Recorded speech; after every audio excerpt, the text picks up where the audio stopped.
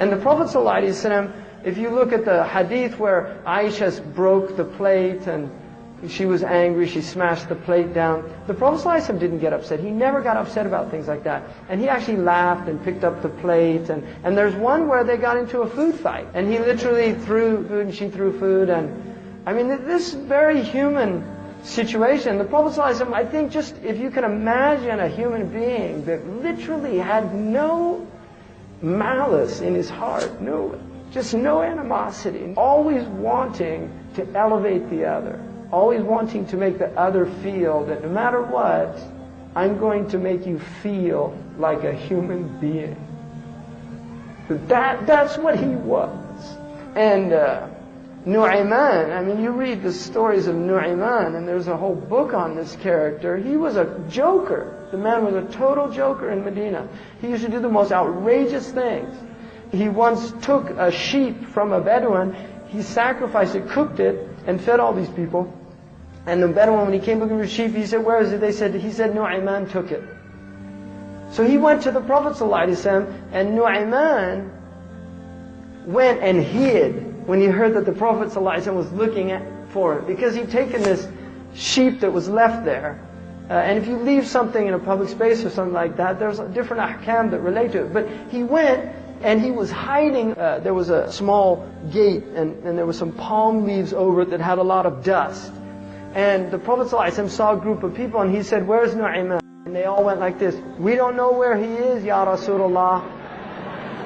And so the Prophet ﷺ went in under the palm thing, and when Nu'ayman saw him, he shook the palm thing, and all these palm things came down and covered the Prophet ﷺ in dust.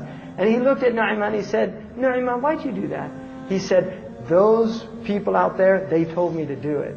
Because he was angry that they had revealed his hiding place. And at that point, the Prophet ﷺ, he literally laughed.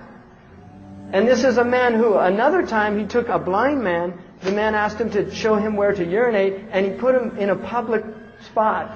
And the man urinated, and everybody started laughing and told him, and he said, "Who did this to me?" And they said, "Nu'ayman." He said, "Wallahi, if I catch up with him, I'm going to hit him so hard, he'll never forget it." And he was in the mosque about a month later, and Nu'ayman saw him, and he walked up to him. He said, "Are you looking for Nu'ayman?" He said, "Yes." He said, "I'll take you to him." So he takes him over, and Sayyidina Uthman was praying. And he was the Khalifa at this time. And he puts his hand, he says, "There he is." And he lets him feel him. And he takes his cane and hits him over the head while he's praying. And when Sayyidina Uthman finished his prayer, he went and he said, "What's going on?" And the blind man said, "Aren't you Nu'ayman?" He said, "I'm Amir al-Mu'mineen." And he said, "Who did this to me?" And he said, "Nu'ayman." And at that point, Sayyidina Uthman, the tribe came in because they were furious. And he actually just said, "Just leave him. Leave Nu'ayman." You know, the man is just, that's his nature. And if the Prophet ﷺ would put up with him, I'm going to put up with him. And that's part of that spirit that was in that city.